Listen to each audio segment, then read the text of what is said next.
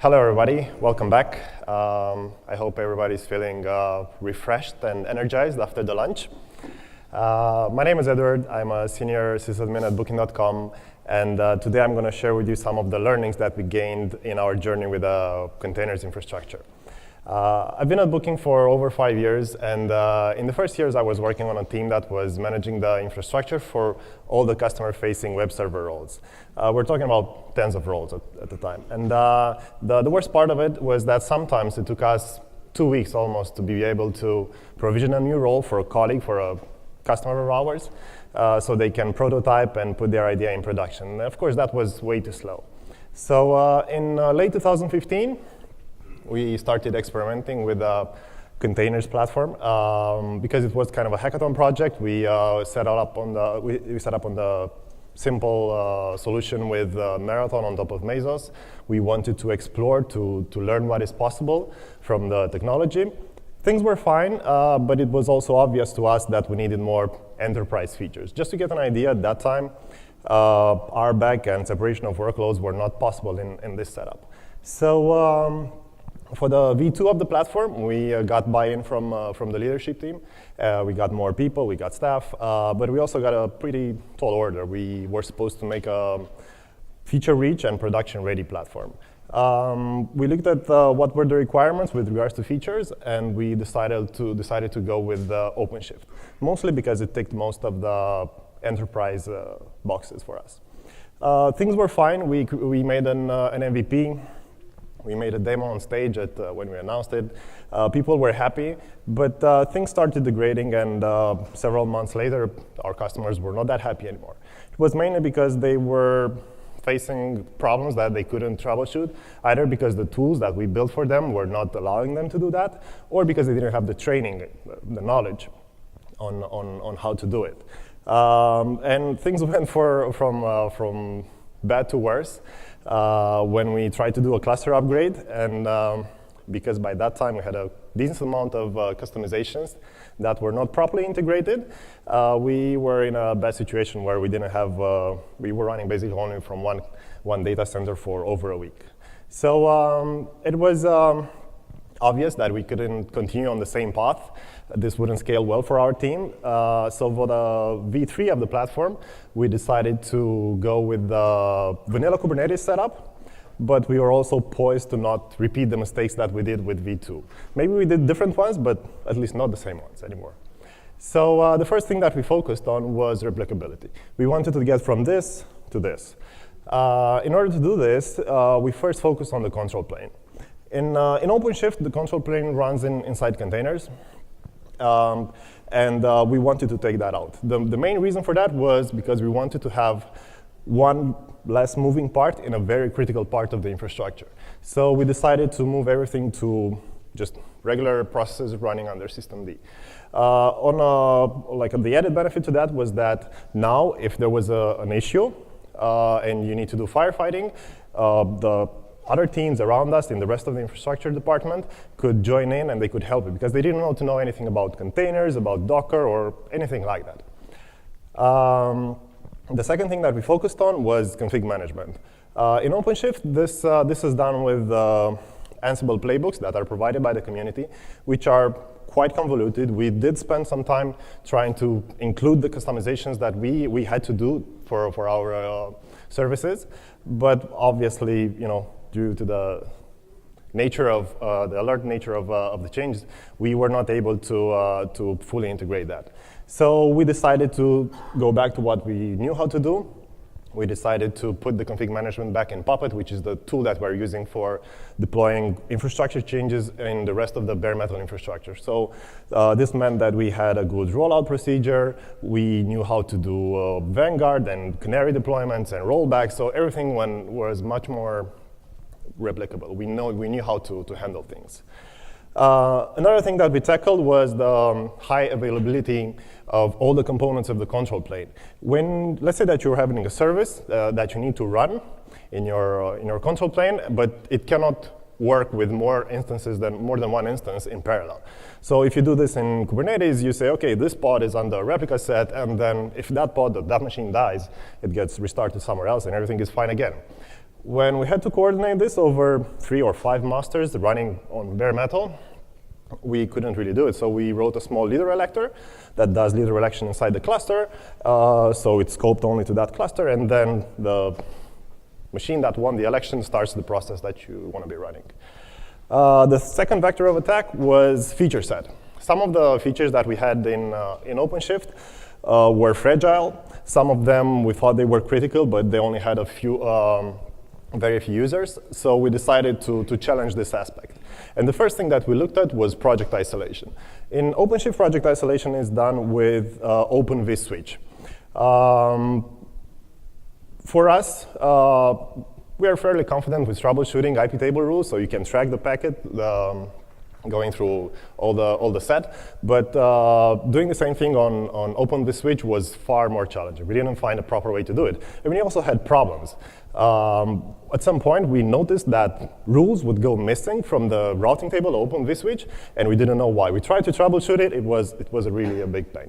So this went out the door, and it also opened a really important feature for us. Now we could have directory addressable pods.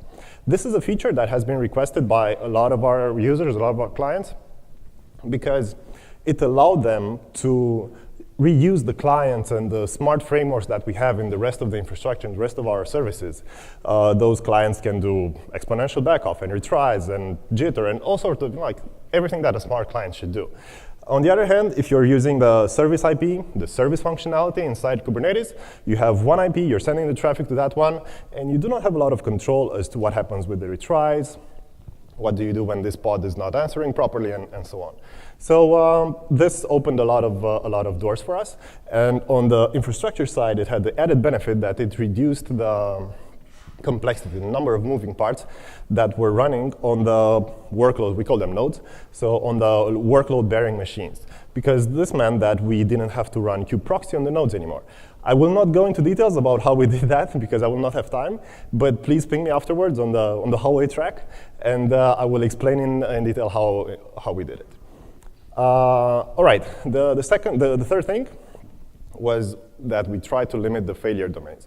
In Openshift, because we thought it's important and we made that feature happen, we allowed the users to basically share one storage unit from 2 separate clusters. If that cluster went down, it meant that they could restore their service in the other one and reuse the same data that they saved before.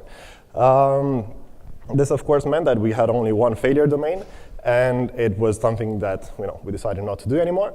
So now we decided that whatever happens in one data center stays in that data center.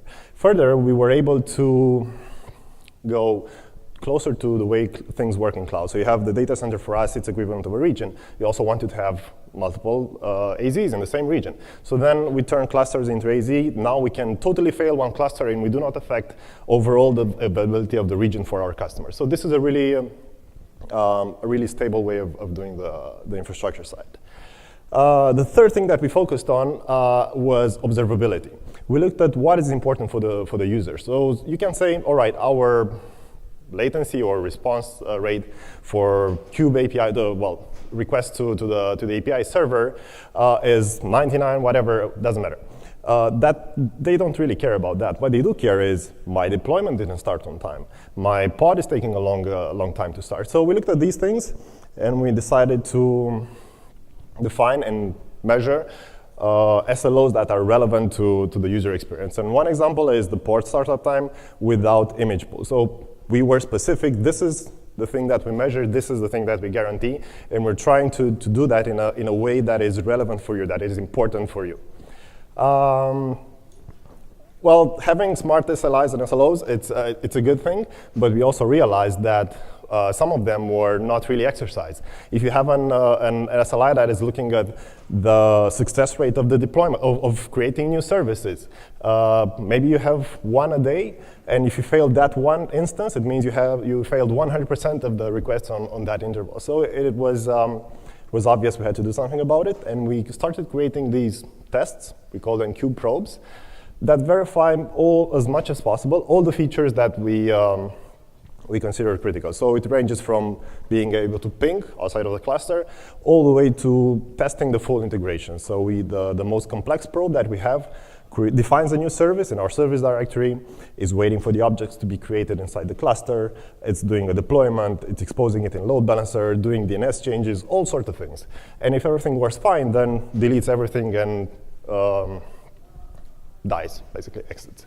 Now that we had this cool visibility into what was the state of the infrastructure, we were really happy that we could turn around the problem that we had in OpenShift. So in OpenShift, we were learning about the issues from our users. Hey, I tried to do a deployment, it didn't work. Now the roles were turned.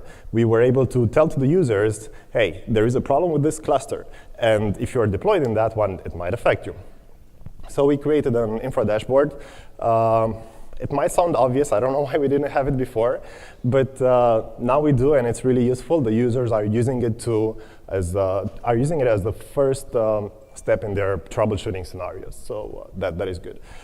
We made a distinct effort to be verbose about the outages that we're detecting, so we published RFOs, and that gave our users a lot of trust. It showed them that although there are issues with the platform, it's maybe still in infancy, the people that manage that infrastructure are aware of the issues. And me as a user, I can track them. I can make an estimate. Maybe this is going to be solved in a week, or 2, or a month.